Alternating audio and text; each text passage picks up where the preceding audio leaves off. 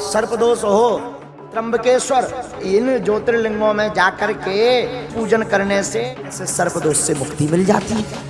ओम नमः शिवाय। वैदिक सनातन में आपका स्वागत है। किसी भी प्रकार के ग्रह दोष का निवारण करना हो या पूजन से जुड़ी जानकारी के लिए दिए हुए नंबर पर फोन करें।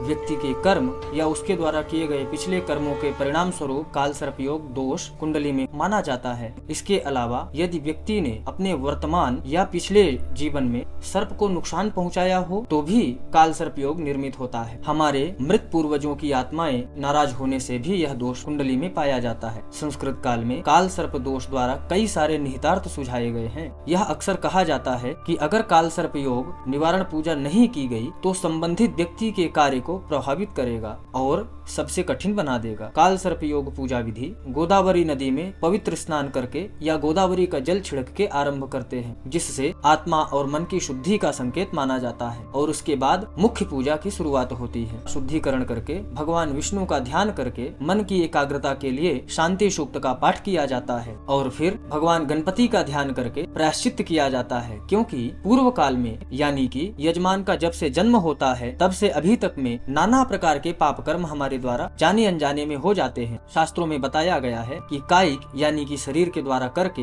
वाचिक यानी कि शब्दों के द्वारा बोल के, मानसिक यानी कि मन में विचार करके, इन 3 प्रकार से पुण्य या पाप मनुष्य कर सकते हैं। इसलिए पूर्व काल में जो भी पाप कर्म हुए हों उनका प्रायश्चित करके प्रधान यानी कि मुख्य संकल्प प्रदान करना होता है और फिर पूजा विधि की शुरुआत होती है। सूर्य पूजन, दीप पूजन, भूमि पूजन, भैरव स्मरण, हनुमंत स्मरण के साथ वरुण पूजन और कलश में सभी तीर्थों का आवाहन करके पूजन सामग्री का शुद्धिकरण करने के बाद भगवान गणपति देवता का पूजन होता है। उसके पश्चात कलश भगवान का पूजन करके कलश में सभी पवित्र तीर्थों, सभी देवी देवताओं का आवाहन करके कलश पूजन किया जाता है। यह कहा जाता है कि सभी पवित्र जल, पवित्र शक्ति और देवी देवता की पूजा इस कलश के द्वारा की जाती है। उसके पश्चात 16 मातृका यानी कि 16 देवी माताओं का पूजन करके राहु काल सर्प देवताओं का पूजन किया जाता है। शास्त्र के अनुसार राहु का 18,000 वैदिक मंत्रों से जाप करके पूजन करना चाहिए, पर आज के इस समय इतना जाप करवा के पूजन करना हर व्यक्ति के लिए संभव नहीं हो पाता। इसलिए त्र्यंबकेश्वर में सिर्फ पूजन करने से दोष का निवारण हो जाता है। फिर भी अगर कोई करना चाहे तो 18,000 राहु भगवान का जाप करके